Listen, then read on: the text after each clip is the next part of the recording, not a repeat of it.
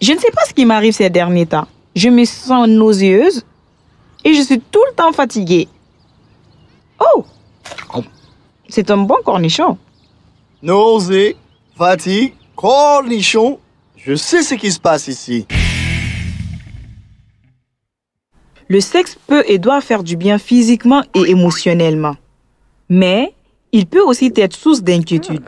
Les rapports sexuels non protégés peuvent entraîner une grossesse non désirée. Si vous connaissez quelqu'un qui a eu des rapports sexuels non protégés ou qui n'a pas eu ses règles après avoir eu des rapports sexuels, il se peut qu'elle soit enceinte. D'autres signes de grossesse peuvent être des seins douloureux, des nausées ou des vomissements, des sauts d'humeur ou une sensation de fatigue. Bien que le fait d'avoir certains de ces symptômes ne signifie pas nécessairement qu'une personne est enceinte, pour savoir si votre amie est enceinte, elle peut faire un test de grossesse à domicile.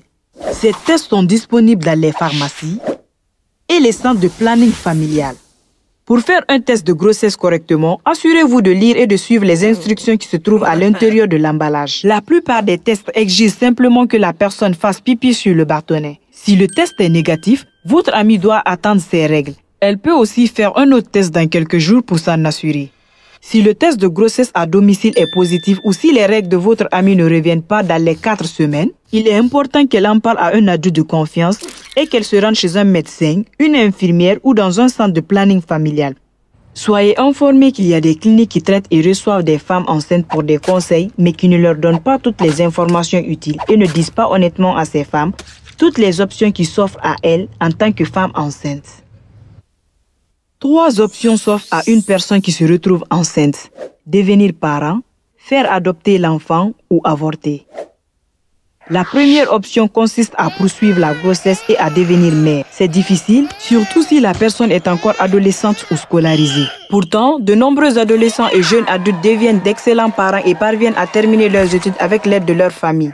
La deuxième option consiste à donner naissance au bébé, puis à le faire adopter. On parle d'adoption lorsqu'une personne ou une famille accueille le bébé d'une autre personne pour l'élever comme s'il était le sien.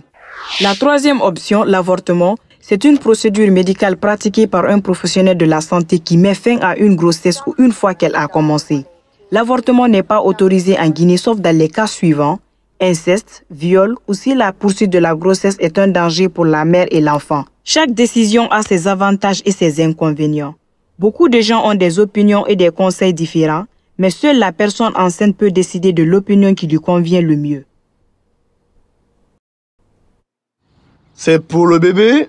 Quel bébé? Vous allez avoir un bébé. Vous avez tous les symptômes. Vous voulez dire tous les symptômes après avoir mangé un mauvais sandwich? Alors, jusqu'à la prochaine fois, n'oubliez pas de nous rendre visite sur amaze.org, kouye.jn.com et notre application Kouye. Au revoir!